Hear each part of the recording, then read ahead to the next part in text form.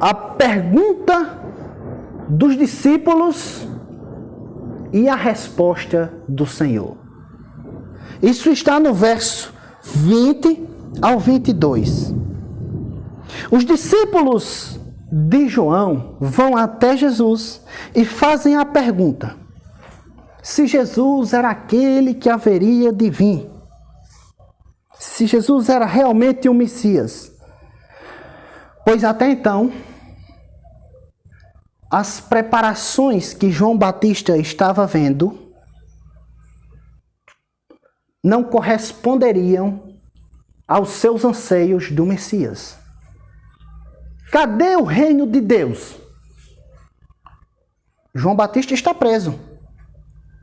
Disse: eis aí o Cordeiro de Deus que tira o pecado do mundo. Eis aí o Messias prometido. Mas cadê o reino? Talvez, muito provavelmente, João Batista tinha um reino davídico em sua cabeça. E, portanto, ele esperaria um reino que tiraria o jugo de Roma em cima dos ombros de Israel e libertasse Israel, assim como foi libertado no tempo de Davi. Talvez, muito provavelmente, João Batista tivesse um reino davídico em sua cabeça. E ele não via sequer uma preparação de Jesus nesse sentido. Portanto, eis aqui a primeira luz da dúvida de João Batista. Segundo, cadê o juízo que João Batista anunciava a partir de João 3, dizendo que o machado está posto à raiz das árvores?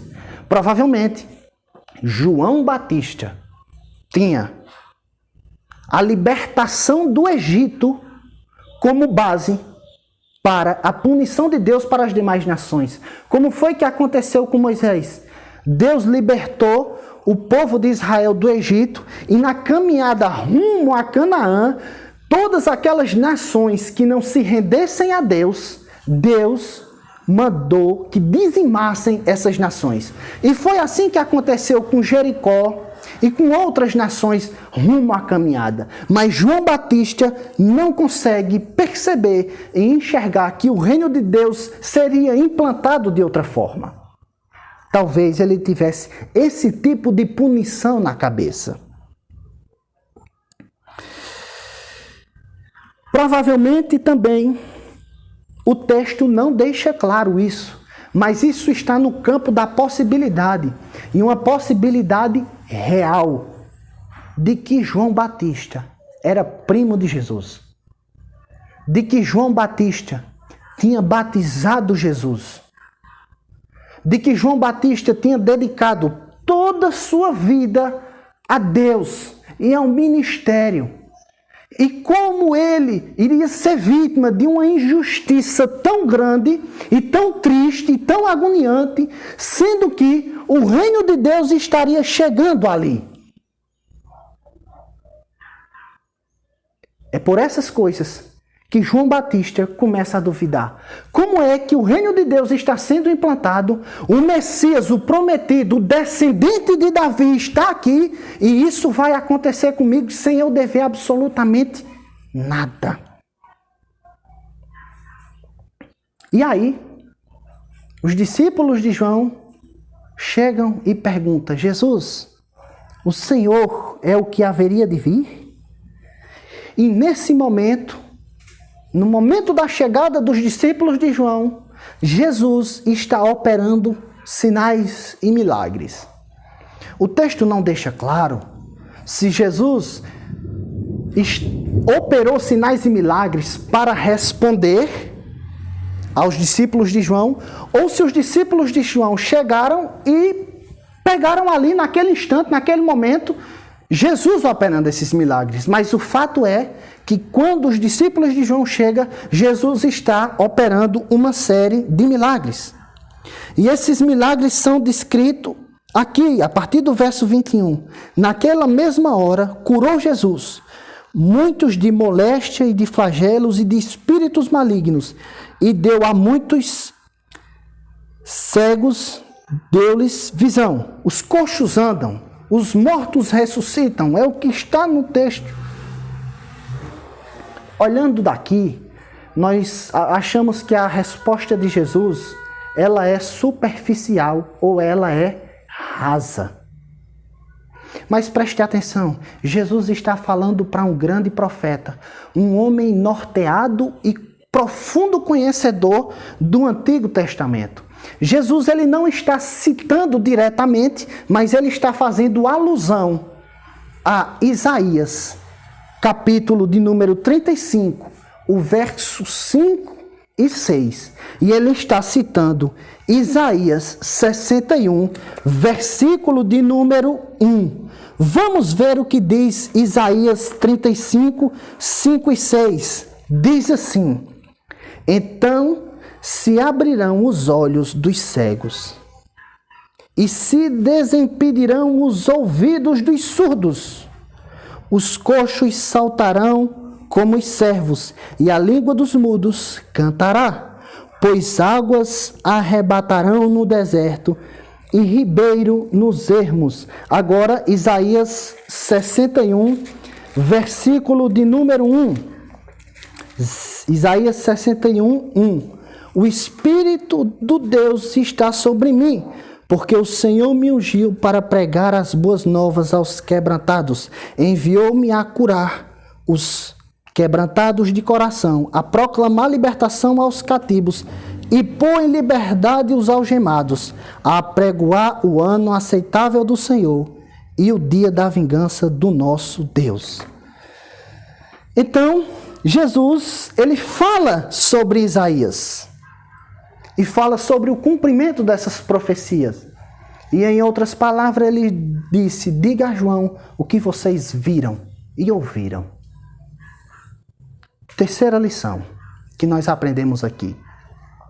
Se João quisesse libertação do cárcere, Jesus não livrou nem deu indícios que faria isso. Muito menos o profeta pede isso explicitamente no texto.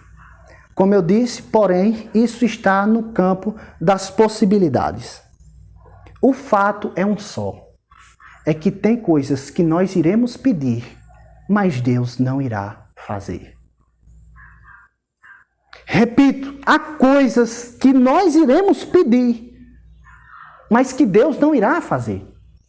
Quando eu olho para as Escrituras, eu me pergunto o porquê que Deus não livrou Pedro e Paulo.